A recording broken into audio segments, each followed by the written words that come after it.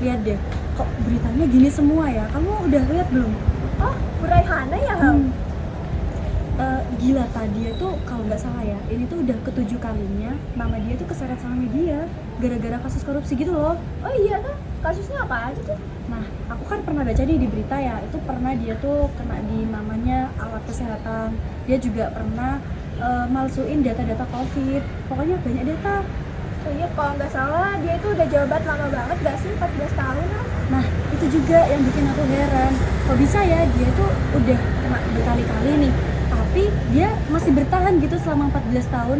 Kira-kira kenapa ya, Ta? Kenapa ya, Hal?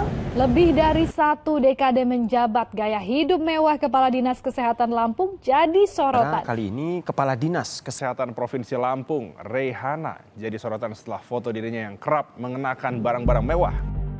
Gaya hidup mewah Kepala Dinas Kesehatan Provinsi Lampung, Raihana, tengah menjadi sorotan warganet.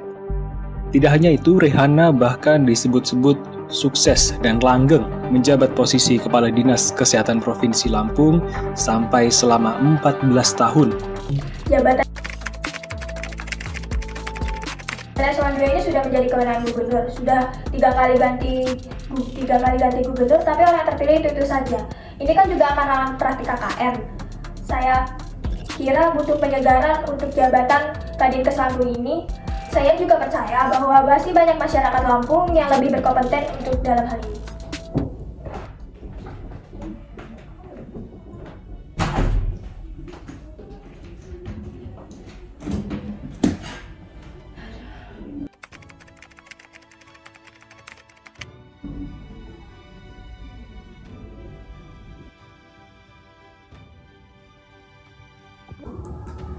Halo, nama saya kok Rama lagi ya kali ini. Tolong diamankan ya. Kalau enggak bisa-bisa kasus saya yang lama bisa terungkap semua ini. Bahaya ini saya. Tolong amankan nama saya kali ini ya. Cukup tenang dan serahkan semua masalah-masalah ini pada saya. Saya akan bantu kamu buat urusin semuanya. Cukup percayakan kasus-kasus kamu ke saya, dan saya akan jamin kamu akan aman.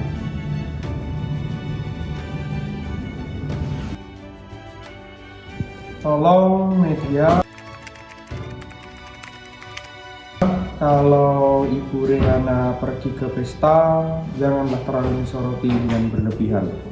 Lagian kalau Ibu Raihana punya uang, pasti uangnya ditabung untuk membeli barang-barang mewah yang dia gunakan. Dan saya pun juga sudah menghimbau kepada seluruh ASN di Provinsi Lampung untuk tidak menggunakan barang-barang mewah ketika berada di jam kerja.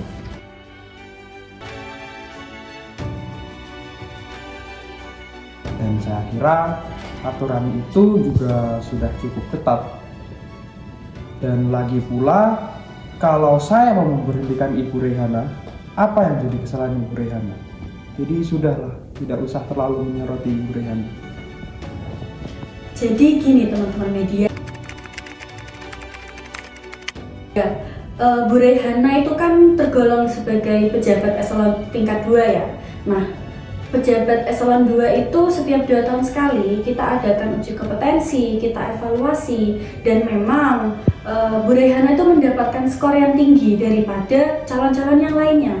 Jadi penetapan beliau itu ada dasarnya, sudah melalui tahap-tahap yang jelas gitu. Kemudian untuk menjadi seorang Kadinkes di Lampung ini bukan hanya dokter, bukan hanya dia sebagai dokter, tetapi dia tuh juga ada kemampuan seperti public health, kayak dia harus bisa menekan angka stunting, kemudian juga menekan angka kematian bayi, dan lain-lain sebagainya. Begitu. Jadi beliau itu memang sudah pantas di posisi seperti ini karena itu tadi skornya lebih tinggi daripada calon-calon yang lainnya. Gitu.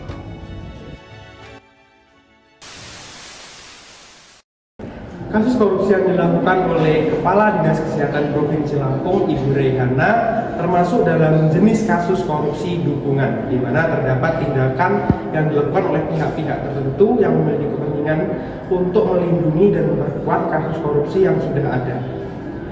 Kasus korupsi dukungan tidak hanya menyangkut soal uang atau imbalan secara langsung, tetapi juga bisa menyangkut dalam bentuk hal yang lain. Kasus korupsi dukungan biasanya lebih sulit untuk diungkap karena pelaku dari kasus korupsi dukungan ini sendiri biasanya berkelompok dan mereka bisa melakukan tindakan untuk saling menutupi tindak korupsi yang telah dilakukan.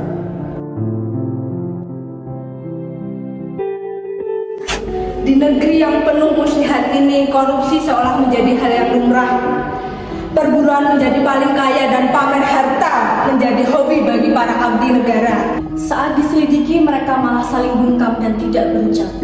Bahkan mereka saling menutupi satu sama lain agar kasus tidak terungkap. Standar etika yang telah ditetapkan seakan sudah tidak lagi dihiraukan. Satu demi satu lembaga amanah reformasi telah ditundukkan oleh rayuan korupsi. Untuk itu, wahai anak muda, mari kita berorientasi dengan hidup berintegritas, jujur, sederhana, dan tak menutup materi. Jangan diam apalagi merestui sistem nilai celaka yang mengajak serakah. Sebab sesungguhnya kejujuran tidak dapat diajarkan tapi dihidupkan. Karena setiap kita membiarkan korupsi, kita memangsa hidup sesama anak negeri.